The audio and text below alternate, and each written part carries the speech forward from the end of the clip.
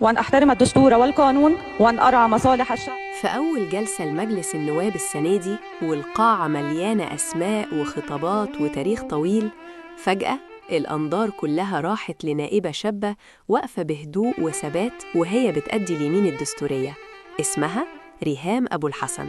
ومن اللحظة دي اتحولت من اسم جديد تحت القبة لحديث السوشيال ميديا، أصغر نائبة تقريباً ونموذج لست شابة داخلة البرلمان بثقة مش بصوت عالي.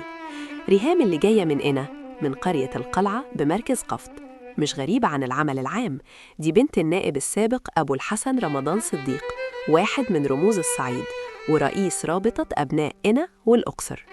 بس هي اختارت ترسم طريقها بنفسها، صيدلانية متخرجة من الجامعة الألمانية، اشتغلت في الصيدلة الإكلينيكية والمجتمعية وإدارة المخاطر واليقظة الدوائية وخبيرة دواء في مستشفى كبير، وفي نفس الوقت أم الحمزة ومليكة، شايلة مسؤولية بيت وشغل وطموح.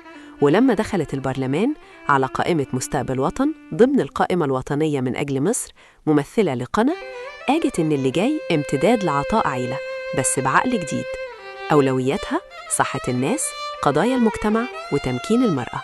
وبعد الجلسة بساعات بقت ترند، ناس بتشيد بهدوءها وطريقتها وناس تانية طلعت إشاعات عن تعبها، لحد ما والدها خرج وقال ببساطة مفيش حاجة، مجرد دور برد خفيف.